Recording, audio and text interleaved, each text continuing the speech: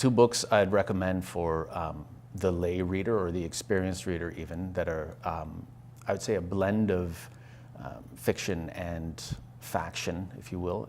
And it's ironic, I read them both in the last 6 months, but they're both called Killer on the Road. One is fiction, one is nonfiction. One is by Ginger Strand, who is a freelance journalist, and it is a social history of the US interstate system.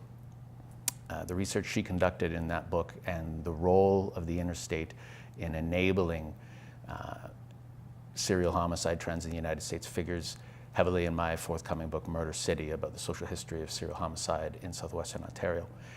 In addition to that, James Elroy, who was a very acclaimed, very successful, and I really think unrivaled in terms of credibility, crime fiction writer, published a book originally titled Silent Terror, originally published as Silent Terror by Harper. It's now been renamed Killer on the Road as well, which is one of the earliest fictional texts to explore the psychology of a serial offender, and is written both as an epistolary novel, sort of in the tradition of books like Gothic books like Stoker's Dracula, Dr. Jekyll, Mr. Hyde, more some books like The Color Purple.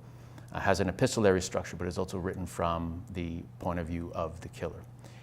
And not to sensationalize the offender, but really it's written more as a tragedy in the story of their life. So two books, same name, completely different content, both totally worth picking up.